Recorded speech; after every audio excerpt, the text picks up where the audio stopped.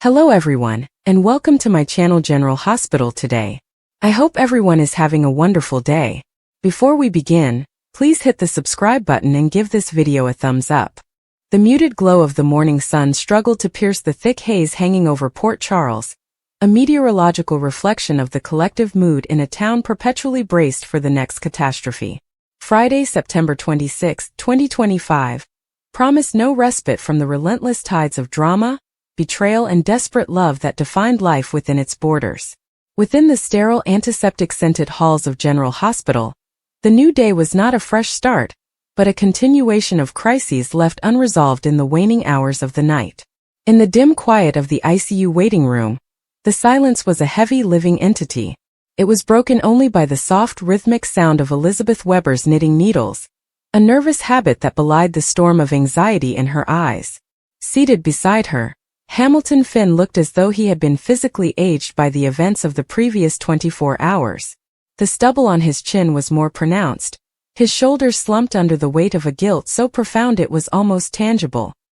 His son Chase stood by the large window, his back to the room, staring out at a city that seemed oblivious to their personal hell. The object of their shared vigil lay in a room down the hall, connected to a symphony of beeping monitors. Violet Finn, her small body fighting a battle against a poisoning that was as mysterious as it was malicious. Any change? Chase's voice was rough with fatigue, though he hadn't moved from his post. Elizabeth paused her knitting, her hand resting on Finn's arm. The nurse was in 10 minutes ago. Her vitals are stable. That's what we hold on to right now. Stable. Finn shook his head, his eyes red-rimmed. Stable. But for how long? We don't even know what we're fighting, Liz. Tracy's tests. They're running every toxicology screen known to man, but without knowing the source. He let out a shuddering breath. This is my fault. I should have been more careful. I should have. Don't. Elizabeth cut him off, her voice firm yet gentle. This is not your fault, Finn. You didn't do this. Someone else did. We have to focus on Violet's strength. She's a fighter. The door to the waiting room swung open, and Tracy Quartermain swept in, her usual imperious demeanor softened by genuine concern. She carried a tablet clutched in her hand like a shield. Her sharp eyes took in the scene. The despairing father, the comforting nurse, the brooding police commissioner. Hamilton, she began, dispensing with any pleasantries. I have preliminary results. It's not conclusive, not by a long shot, but we've identified a compound. A rare botanical neurotoxin. It's not something you'd find in a common household cleaner or a misplaced medication. Finn was on his feet instantly. A neurotoxin? What kind? Where would it come from? Tracy's lips pressed into a thin line. That's the troubling part. Its signature is similar to derivatives of a plant called Gelsemium elegans. It's potent. And its introduction into a child's system wouldn't be accidental. This was deliberate, Hamilton. The word deliberate hung in the air, sucking the remaining oxygen from the room. Chase finally turned from the window, his face a mask of grim determination. So we're not looking for a mistake. We're looking for a criminal. It would appear so, Tracy confirmed. The problem is access. Who had access to Violet? Who had access to something so obscure? We're cross-referencing her recent contacts, everything she ate or drank, every place she's been. Elizabeth's mind raced, her nurse's training kicking in. The symptoms, the nausea, the vertigo, the neurological confusion, it could have been mistaken for a severe flu. If you hadn't brought her in when you did, Finn sank back into his chair, his head in his hands. The reality that his daughter had been targeted was a blow far worse than the possibility of a tragic accident. An accident was chaos. This was malice. And in Port Charles, malice always had a name and a face. Across the hospital, in the maternity ward, the atmosphere was meant to be one of joy, but tension crackled in the air like static before a storm. Brooklyn Quartermain sat propped up in her bed, her newborn daughter, Amelia, swaddled and sleeping peacefully in the bassinet beside her. The exhaustion on her face was mixed with a fierce, protective love. Standing guard, his posture rigid, was Harrison Chase. His gaze constantly shifted from his wife and child to the door, as if expecting an invasion at any moment. You need to sit down, Brooklyn said softly, her voice laced with concern. You've been pacing since sunrise. You're going to wear a hole in the floor. Chase forced a smile that didn't reach his eyes. I'm fine. Just making sure everything is secure. We're in a hospital, not a fortress. And my grandfather has already tripled security on this floor. No one is getting near Amelia. She reached out a hand and he took it, his grip tight. Chase, what's really going on? This is about more than just the usual Quartermain paranoia, isn't it? It's about Violet. Chase's jaw tightened. He had been trying to shield Brooke Lynn from the worst of it, to preserve this fragile bubble of new parent bliss. But she was too perceptive. Tracy just confirmed it. Violet was poisoned. It was intentional. Brooke Lynn's hand flew to her mouth, her eyes wide with horror. Oh my God. Finn, poor Elizabeth. Who would do such a thing? To a child. That's what we have to find out, Chase said, his voice low and hard. And until we do, no one is safe. Especially not another child in this family.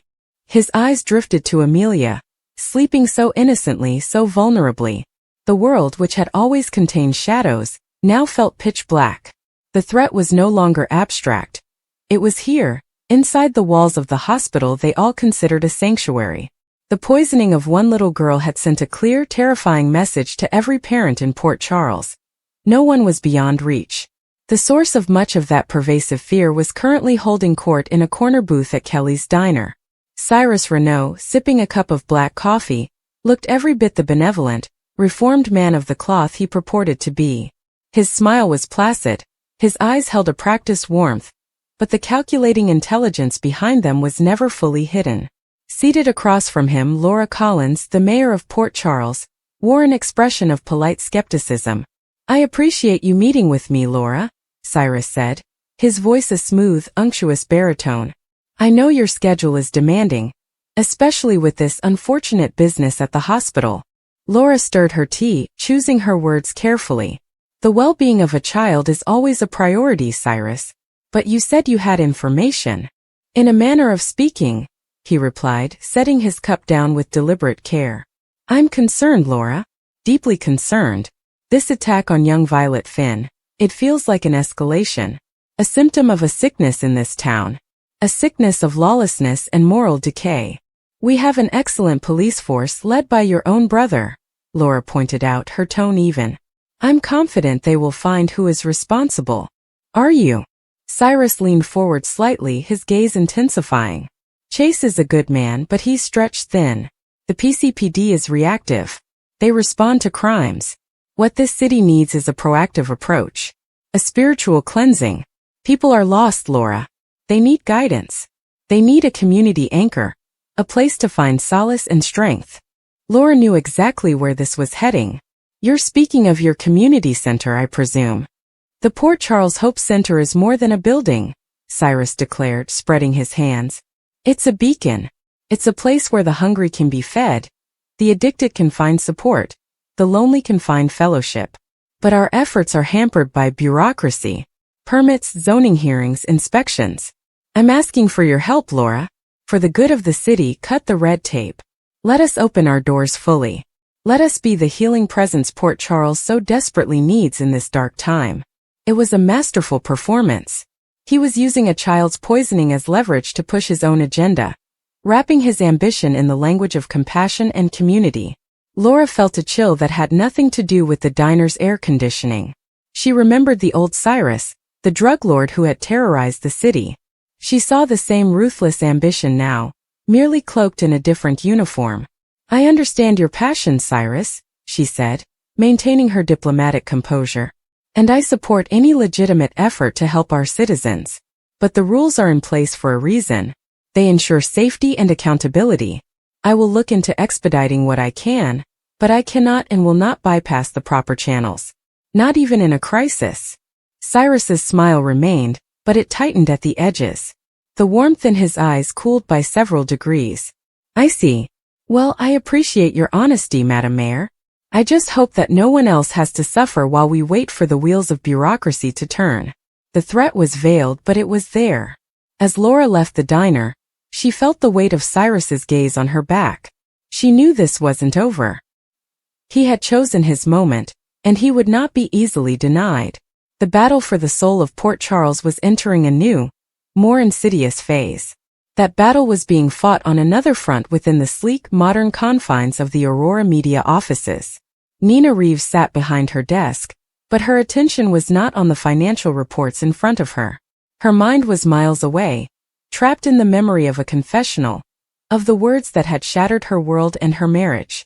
The secret of Sonny Corinthos's memory loss was no longer hers alone to carry. It was a weapon, and it was now in the hands of her stepdaughter Carly Spencer. Carly's entrance was never subtle. She swept into the office like a hurricane, her eyes blazing with a fury that had been simmering for years. She didn't bother with a greeting. "You," she spat, coming to a stop in front of Nina's desk. "You knew. All this time you knew that Drew was in that prison because of Sonny, and you said nothing. You let me believe. You let everyone believe." Nina stood up, her own anger rising to meet Carly's. The guilt she had carried for so long was rapidly being consumed by a defensive rage. What was I supposed to do, Carly? Destroy my own marriage? Destroy the fragile peace Sonny had found? He didn't remember. He was a different man. He was a criminal. Carly shot back, her voice trembling. He was my husband's captor. Because of him, Drew was tortured. Because of you, his captor lived a life of blissful ignorance while my family fell apart. You are just as responsible as he is. That's not true. Nina cried. I fell in love with a man who didn't exist. When I found out who he really was, I was trapped. And you of all people have no right to lecture me about secrets and lies, Carly. Your entire life is built on them. The air crackled with decades of resentment. This was about more than just Sonny and Drew. It was about Wiley, about Nellie, about every slight and betrayal that had passed between them. I am going to tell Michael everything, Carly said, her voice dropping to a deadly calm. I am going to tell the entire family. And then we will see how long your precious fragile peace lasts. You don't get to play the victim here, Nina. You made your choice. Now you get to live with the consequences. As Carly turned and stormed out, the door slamming shut behind her, Nina collapsed back into her chair. The walls were closing in. The life she had built with Sonny, a life she had fought for so desperately, was about to be obliterated. And there was nothing she could do to stop it. The truth, like a virus, was now out in the open, and it would infect everything it touched. That truth was already beginning its destructive work at the Metro Court pool. Michael Corinthos was trying to have a business lunch with Ned Quartermain, discussing the quarterly earnings for ELQ, but his focus was elsewhere. His phone buzzed incessantly with texts from Carly, each one more urgent than the last. Ned, ever observant, finally set down his fork. Michael, if there's a crisis, we can reschedule. You're about to drill a hole through the table with your finger. Michael looked up, his face strained. It's my mother. She's found something out. Something about Nina. She says it's big. Ned's expression grew serious. Regarding Nina? Given the history, I can't imagine it's anything good. Do you need to go? Before Michael could answer, his phone rang. It was Carly. He excused himself and walked toward the edge of the pool area, answering the call. Mom, what's going on? You're scaring me. Carly's voice was breathless, frantic on the other end. Michael, you need to come to the house. Now. Don't talk to anyone. Don't talk to Sonny. Just get here. It's about Drew. It's about everything. The line went dead. Michael stood frozen, a cold dread seeping into his veins. When his mother used that tone, it always meant that the foundation of their world was about to be shaken. Excusing himself from Ned with a mumbled apology, he hurried out, his mind racing with terrible possibilities.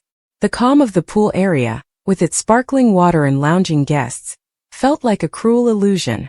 The storm was gathering, and he was being summoned directly into its path.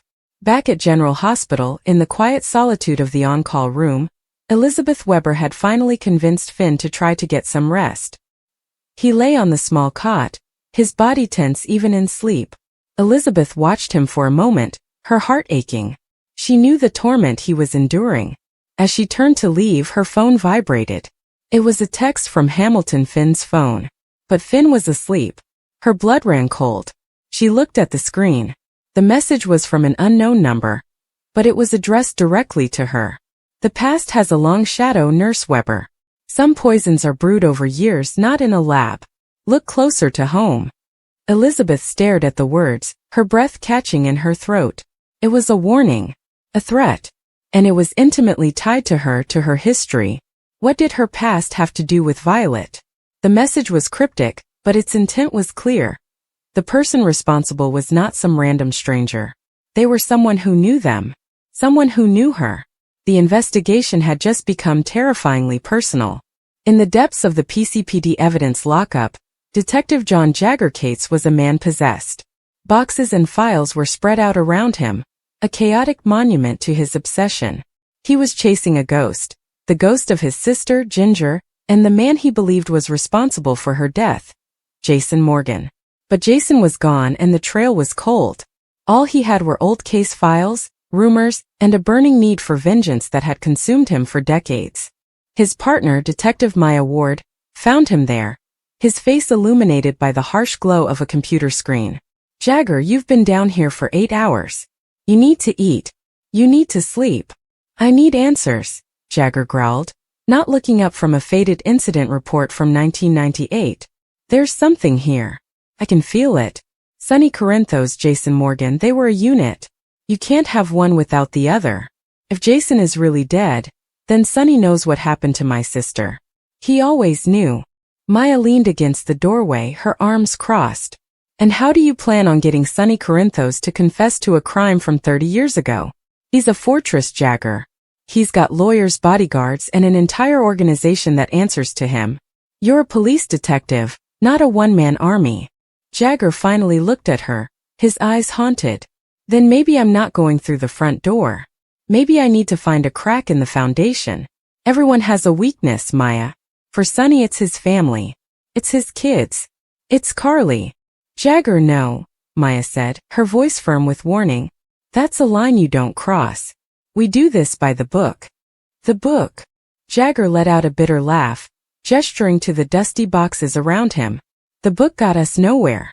My sister deserves justice. And if I have to shake the whole rotten tree until something falls out, then that's what I'll do. He turned back to the screen, his expression hardening into granite. Start digging into everyone connected to Sonny. Michael, Carly, Donna, Avery. Look for any pressure points. Any secrets. It's time to stop playing defense. Maya watched him, a deep sense of foreboding settling over her. Jagger-Cates was a good cop, but his vendetta was turning him into something else, something reckless and dangerous. He was about to poke a hornet's nest that could get them all killed. The hornet's nest was, at that very moment, being stirred elsewhere. In the penthouse apartment of the Metro Court, Sonny Corinthos stood by the floor-to-ceiling windows, a glass of whiskey in his hand. He wasn't drinking it. He was just holding it, the amber liquid catching the light. The view of the city was spectacular, but he didn't see it. He was looking inward, trying to grasp the fragments of a life he still couldn't fully remember. The door opened and Carly entered. The fury that had been radiating from her at Aurora Media had been replaced by a profound, bone-deep sorrow.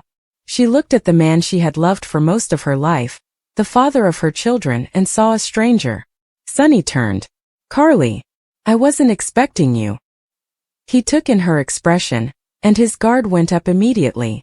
What's wrong? Is it one of the kids? It's you, Sonny, she said, her voice quiet, devoid of its usual fire. It's always been you.